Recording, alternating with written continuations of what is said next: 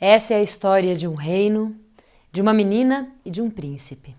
O nome da menina é Rosa e ela mora com seus avós numa casinha muito simples, afastada do castelo. Lá, a avó de Rosa ensina a costurar. A Rosa não é muito boa com costura, mas gosta muito da avó. O avô da Rosa constrói barcos, grandes navios. Quase todo dia ele pega uma imensa folha de papel, faz um desenho e planeja cada etapa da construção dos barcos. A Rosa segura as madeiras e observa enquanto isso. Ela sonha com o dia em que ela vai fazer grandes viagens e quem sabe até conhecer o mar. E ela sempre se pergunta, eu não sei por que eu tenho que fazer tanta coisa que eu não gosto, ficar tanto tempo aqui. O príncipe vivia no castelo aprendendo a ser príncipe. Os professores ensinavam a ele línguas e ele já falava 4 línguas com perfeição. Mas ele era tão sozinho que não tinha com quem conversar, muito menos alguém para quem ele pudesse escrever uma carta. O príncipe sonhava com um dia em que ele saísse do castelo e fosse viver experiências novas. E um dia, nesse mesmo reino em que morava Rosa e o príncipe, aconteceu uma chuva torrencial. Todas as pessoas foram obrigadas a sair de suas casas, exceto quem morava ali, dentro do castelo.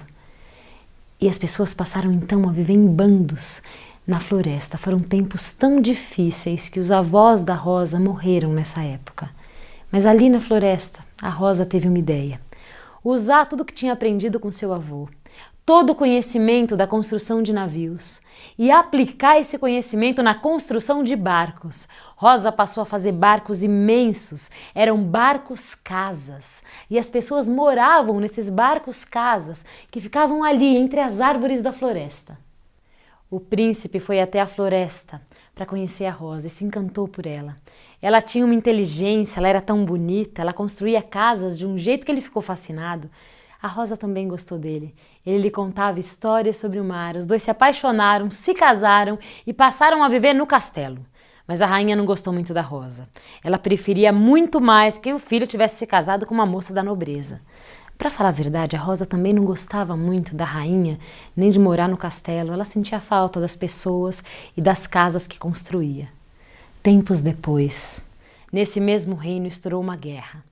O oponente estava em maior número e era mais forte do que o exército do rei.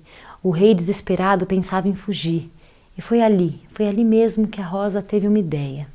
Ela pediu uma folha de papel bem grande, desenhou um mapa e planejou cada etapa da execução da sua estratégia. A estratégia da Rosa era muito simples. Era construir barcos, casas tão grandes, capazes de abrigar todos os homens e todas as crianças. Ali, bem ali na floresta. O avô da Rosa teria ficado orgulhoso, porque ela aprendeu com ele a planejar, a construir navios e agora usava o que aprendeu para encontrar possibilidades novas de defesa para o reino.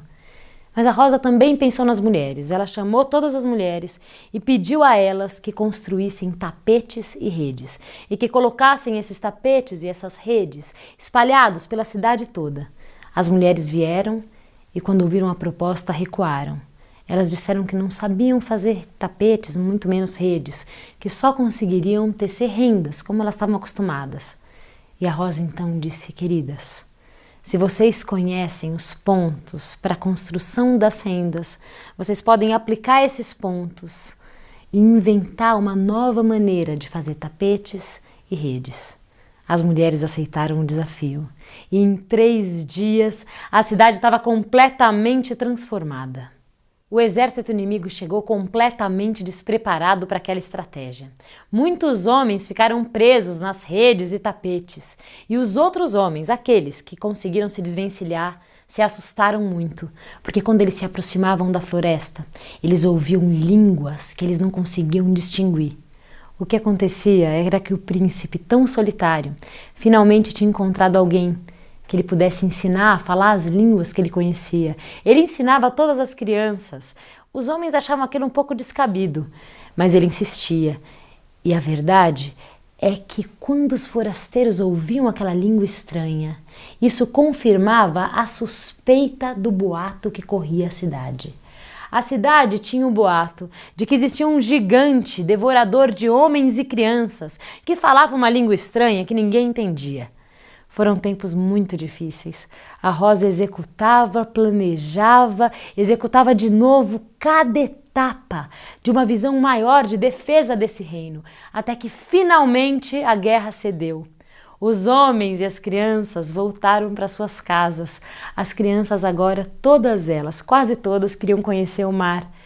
E a Rosa foi condecorada conselheira real. Ela deu um conselho ao rei.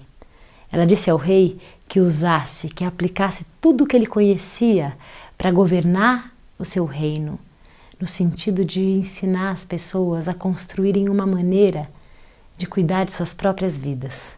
Nesse momento nasceu o Reino Popular Náutico Fiandeiro de Volostrovsk. Esse é um reino imaginário. Que tal você usar tudo que você conhece para construir um reino seu, novinho em folha?